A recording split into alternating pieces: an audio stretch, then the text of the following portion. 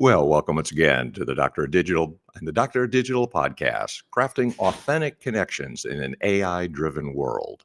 The purpose of the show is to transform your business and life with education and inspiration. I introduce busy people to trends and ideas and improving your life by highlighting authors you should know. What does it take to stand out in a world where artificial intelligence shapes every click, post, and purchase? In his groundbreaking books, Authentic Marketing in the Age of AI, The Social Media Edge, and Authenticity Marketing to Generation Z, Emanuel Rose offers a roadmap for businesses to forge genuine connections in a digital landscape dominated by algorithms. Join us as we dive into the art and science of authentic storytelling, exploring how Rose's strategies empower brands to resonate with audiences from Gen Z to corporate executives while staying true to their values. Emanuel Rose is a trailblazer at the nexus of marketing and technology, with over 3 decades of experience as a direct response advertising expert and the founder of strategic eMarketing. Born on the West Coast, Rose has built a stellar reputation for helping countless businesses achieve success through innovative content strategies and authentic storytelling. His books have generated widespread recognition for their practical insights, earning praise from industry leaders for guiding marketers through the complexities of AI-driven campaigns and Gen Z's unique preferences. As a thought leader, Rose's work equips executives and entrepreneurs to harness employee advocacy, social media, and cutting-edge tools to elevate their brand's impact. In this episode, we'll unpack Emanuel Rose's vision for authentic marketing, diving into real-world strategies from his books to engage customers and build trust in an AI-saturated market. We'll explore how to craft campaigns that captivate Gen Z, leverage the power of the social media CEO, and measure success in both B2B and B2C spaces. Drawing on Rose's expertise, we'll dive into the candidate of what he has, the copies of his books, and also to create a plan that blends authenticity with innovation, ensuring your brand thrives in today's digital age. By the end of this episode, you'll be inspired to rethink your marketing approach, and I encourage you to connect with Emanuel Rose to dive deeper into his transformative strategies.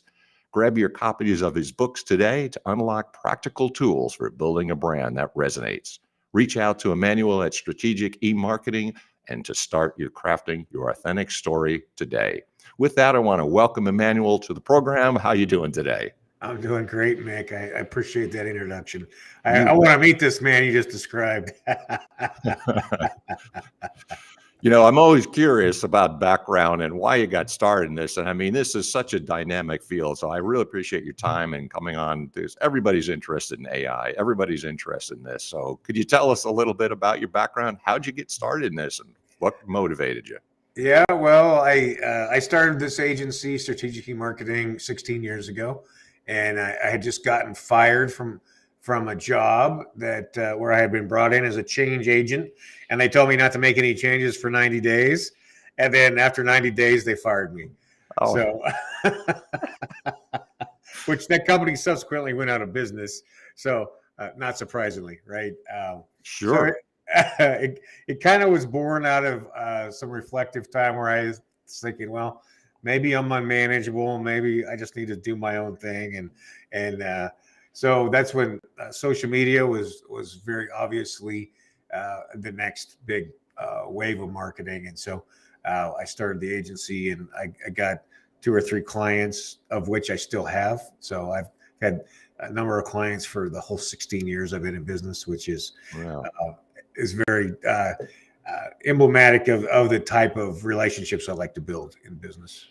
That's awesome. And, that's such an inspiring story because, I've heard this before. It's like, I got fired by somebody and then, it led to bigger and better things, so sometimes the bad things that happen in life are, not that bad.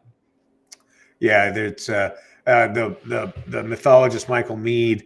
He calls these initiations, right? And so we go through initiations in all places in our lives, either relationships or health issues or social catastrophe, and then it's part of our souls rearing its beauty in how we respond to those things. Yeah, absolutely. It's our, the only thing we get to control, I tell people all the time, is our attitude, right? Yes, And when bad absolutely. things happen, it's just your turn. That's all.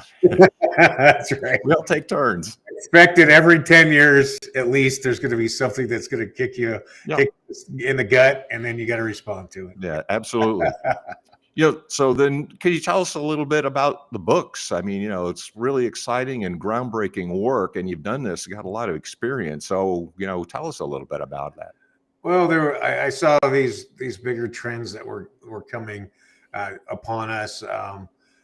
Gen Z is the biggest cohort that exists in the United States and really in the world right now, but primarily in the United States. 68 million people coming online. Mm, They're about 27, 28 is the oldest of the cohort.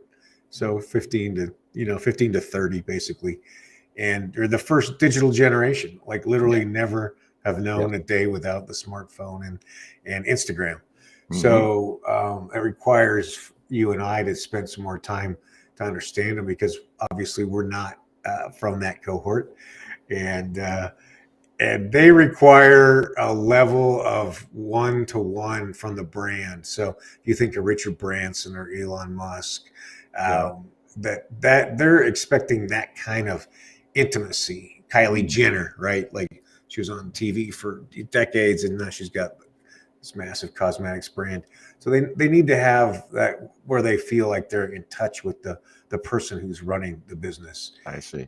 And so that really is much simpler for those of us in small business than it is for bigger businesses, because Mm, oftentimes we are the ones who founded it or um, are in the day-to-day ops. So it's really incumbent upon the owner or the manager, CEO, to spend time doing what we're doing here, which is either podcasting as a guest or preferably as a host, okay. so that you can manage your brand voice and have real conversations with real people, and then have the emotional intelligence distributed throughout the marketplace. Okay. So, could you tell us a little bit again, because you're a multi-volume too, and you've got really a series going. Tell us about your writing process. There's sometimes people's write in the morning, the afternoon, they go on vacation. There's all different ways. So how do you write, and what's your process like? Yeah, and I started writing books that never got published or that I never finished. Okay. 20 years ago, I've had a number of half-written business books, Hmm. and so that's the first thing, which is kind of the perseverance that everybody's got their story, their experience. There's always somebody who can learn from what you've lived through, and it's not always a straight line. So I bring that in to say, if you've tried it a number of times and didn't get through it, that's okay, Yeah, because the next project is the one that you can work on. sure. I work on the ready, fire, aim model, and I try to get a minimally viable draft completed, and then I rush that into production so that I have something that Hmm. it looks like a book. So I'll do my research, I'll write, and I write kind of in blocks of time. So and I have two series of books. I also write children's books, and that's a Right. totally different process for me. Hmm. Um, but for the business books, it's very intellectual for me to do the research, um, find the stories and the case studies, and then build the chapters. Rush that into some kind of a productive, so that it's visually it looks like a book. So I feel like that's my little trigger where I feel like I've actually done something. And then I'll actually sometimes get that printed even as a rough draft, and I'll have a copy. So I've got the cover, I've got a table of contents, I've got, unfinished document, unfinished manuscript, but it feels real. And Hmm. then I can push it through at the iterative process from there to rough out or to increase word count in certain chapters, or delete things that don't make sense, and with a pen and paper, with pens. So just run through it and mark it up from there. Go back, finish the manuscript, then send it to editor. So every serious writer has an editor, and if you don't have an editor, get an editor. Yeah. Yeah. I know you're laughing, but absolutely, because no one can just come fly off the handle and that. Yeah, it's set. It just doesn't work that way. And it's tough to edit your own work just because you're so close to it. Yes. And I'm kind of I'm not the most structured writer, so I send it to the editor, and David goes in there and cleans it up for me, and then I'll run another printed draft, and send it to my inner circle to read through and make sure that what I'm saying makes sense to other humans, and take their edits, and then do another draft, and then we'll push it through the publishing process. I have a marketing agency, so my team does all the prepping for distribution and all the marketing. So, I'm unique in that way that, most people are going to have to contract for that or get a publisher. But my goal with the book's not so much to become a bestseller or make money from the book sales, but to have it be taking a position on things and set up opportunities for speaking, Yes. and other client acquisition also. Now, you do have the 2 series, so I think we should at least mention them, and maybe you could talk a little bit, because it's more unusual, because you have the intellectual side and the children's side. What's the difference? And maybe the process is different as well. Totally different process. For the children's books, which are a series of books on values clarification and natural history that I started writing for my grandchildren. Nice. So as gifts to them, to help trigger them and to be interested in the natural world, and to think about what it is to be a human being, right?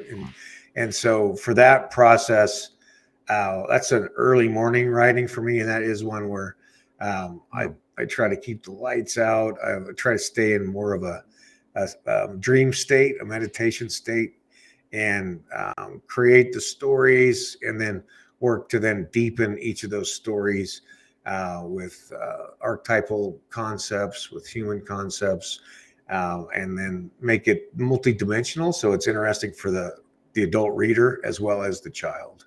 So they tend to be there's actually more construct in the children's stories than there are in the business books because of that. And what's the difference in terms of writing? Because that's different parts of your brain, essentially, too. People, when they write, they have writer's block, and they have other things that kind of stumble them. What do you feel about those kind of issues? Do you have those, or you been brimming with the ideas? Yeah, of course, there is the writer's block. Sometimes I will use I can use chat for little pieces of that, just to kind of break out of the writer's block, and get some new ideas in there, and then take those ideas as germination back into the story, and to kind of trigger myself back into writing. But it tends to be more creative and more around the children's books are more around the hero's journey and that classic story arc. Yes. Where the business books are more about factual concepts, case studies, action to get into. So. And what's the difference in terms of publishing it too? Because you're in kind of an unusual situation, as I said, and for the business books. And then what about the children's books? Does that come under the same entity, or do you look for different publishers in that regard? Yeah. So again, I'm self-published on that, and it's the Nature Bound series. So I have a podcast that I use to support those.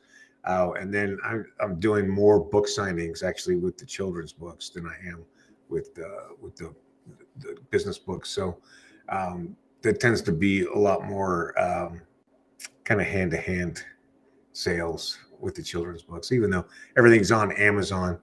But I tend to sell more marketing books on Amazon and more of the children's books at events. Okay, well, that's another angle I'm always curious about, because authors and potential authors are interested. That's the marketing aspect. So how do you market then what you've done? And then with two different series, what are the differences and similarities in the way that they are marketed? Yeah, so the structure for me remains the same. Where we have you got to have good descriptions, you got to have good cover art, and then you work to build an email list, so that you can send out emails, and that's part of what the podcasts do. Is they always give us fresh content to send to our email list, and then with the idea we're providing value as number one and selling books number two in those emails. We also use pay-per-click through social to drive people to landing pages, and then the events and speaking events. So live speaking events, either paid or volunteer speaking, always generates book sales. Also, a lot of children's books authors also will do school readings, and there's a whole, to either provide some kind of entertainment, like sing along kind of things, as well as the book reading. And then a lot of authors will charge for that also. So they're paid to present at schools, for instance. It hasn't been as interesting to me to develop, but I like the e-commerce part of it, and I like doing 6 or 8 events a year, and that's enough for me. Sure. And I'm curious, like, where did the ideas come from? And in other words, what's the creative aspect here? Like, ideas for both business books and for children's book. I mean, sometimes children's authors are, it's like their own kids or their grandchildren, so it's for real life experiences. And Yeah. then for the business books too, again, how and why do you come up with the ideas in order to write the things that you do? So on the marketing books, I'm really looking to capture the biggest trends possible so that there's the most bandwidth possible, right? So it takes, a 12 to 18 months to write a marketing book for me.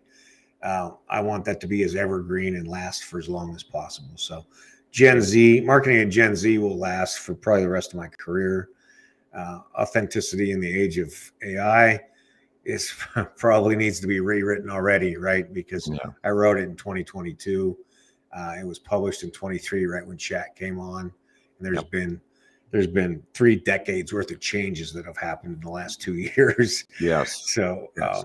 which is why I added in the prompt writing book, and I added in generative engine optimization, which is technical marketing, similar to like what search engine optimization is, only it's for the generative engines, the GPTs. So I'm kind of keeping up to date with the little more specific subject books. And then for the children's books, like where that's That was came from my desire to influence the grandchildren, because we weren't near them, we weren't in close proximity for kind of weekly or daily activity, and literally I was sitting next to a river in the middle of nowhere after a long day of turkey hunting, watching this red-tailed hawk circle, and then it just all kind of hit me. It's like my grandson's name was Henry, and I'm sitting next to the Wanaha River, and there's a red-tailed hawk, and so I'm like, that's it. That's the hero of the story, Wanaha Henry, the red-tailed hawk. And I just committed at that point to writing that one book. I ended up writing, I think I've got like 30 different stories written now. Mm-hmm. I've published 6 of those. But then I hired an experienced children's book writer to consult with me and make sure I understood the structure. I read a handful of books about it, and educated myself. Yeah. But it came from that really primordial desire to influence my family, and then I structured it the way I do, which is through education, and then ready, fire, aim. I get one done, send it to the illustrator, and then get started on the next one. So yeah, that's the process for me.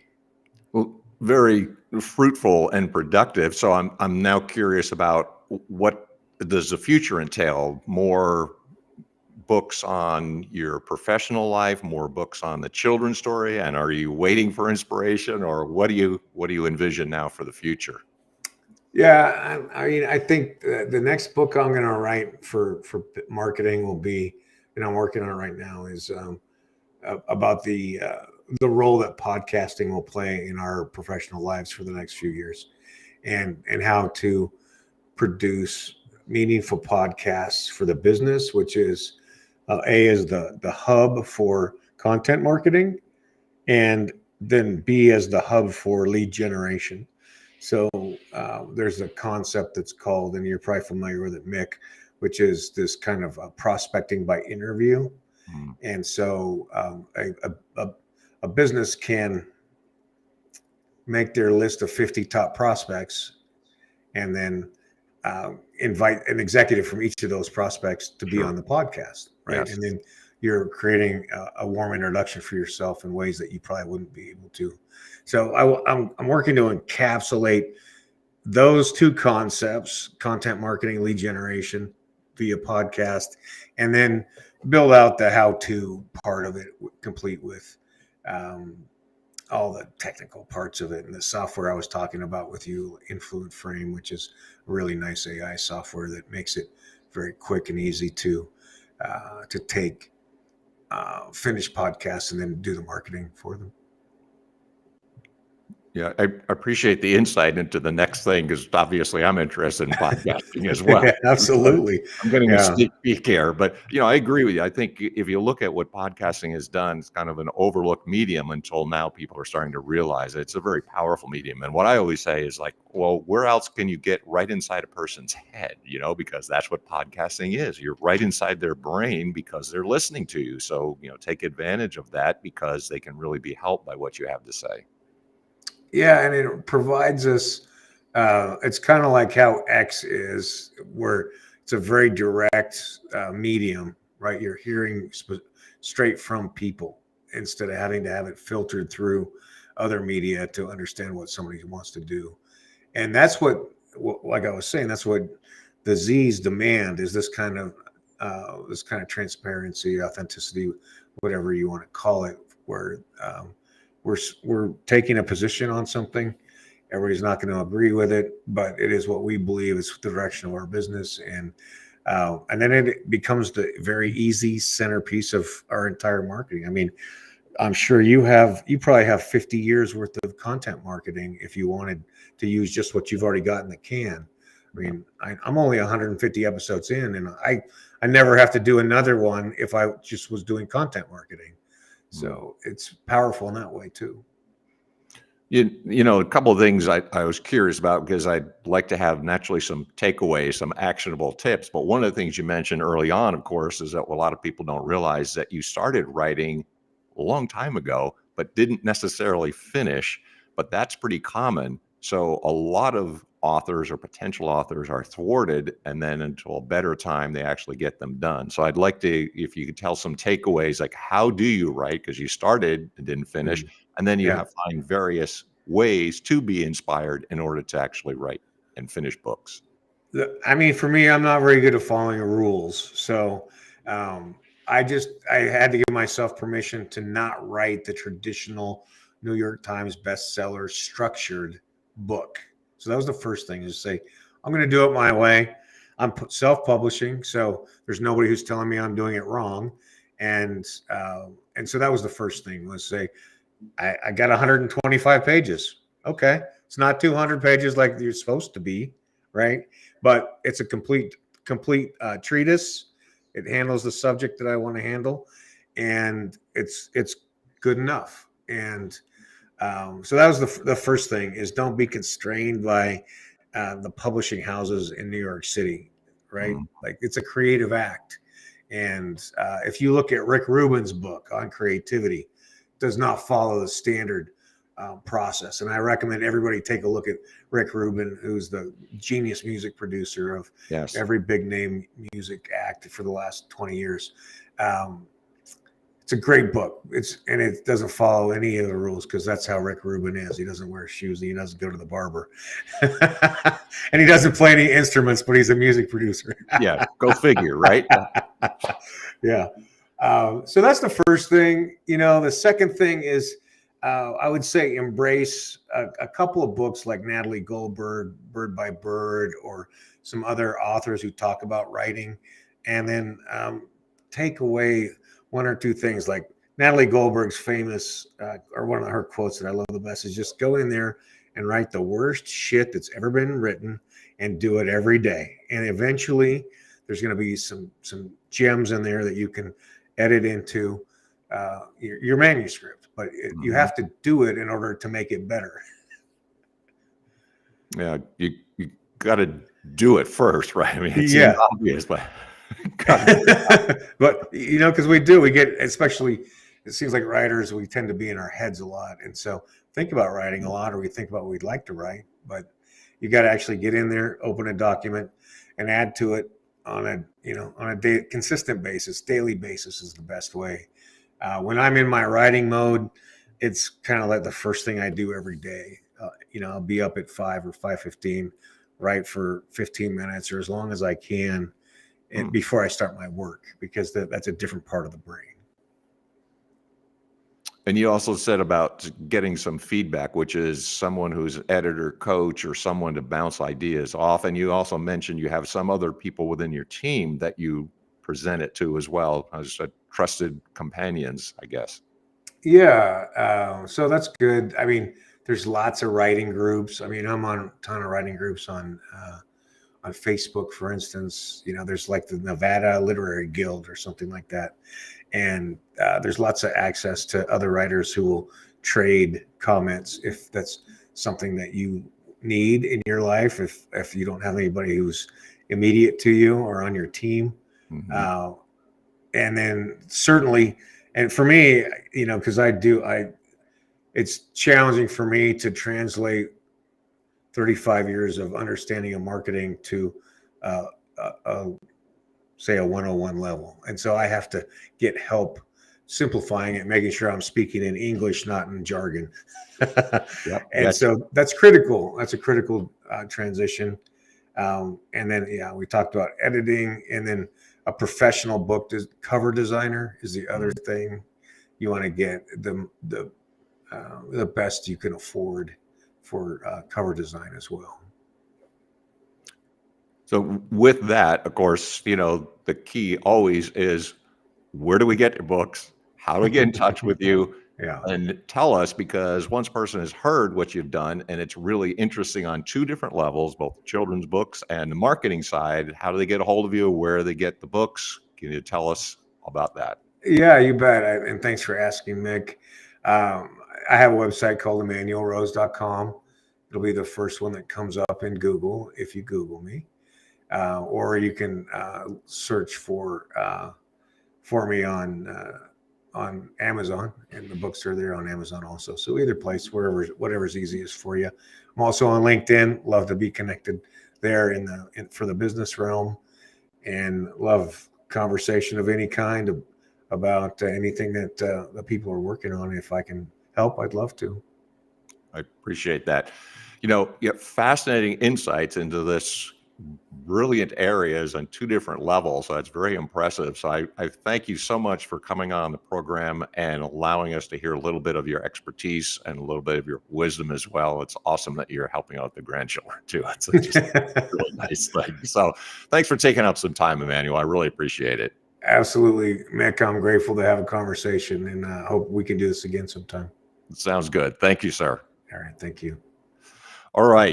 That's so good. And I always tell people, we're here for inspiration and education. And I certainly was educated, and I learned a lot. If you want to reach out to me, feel free. I'm on the Idea at Author Coach on Facebook.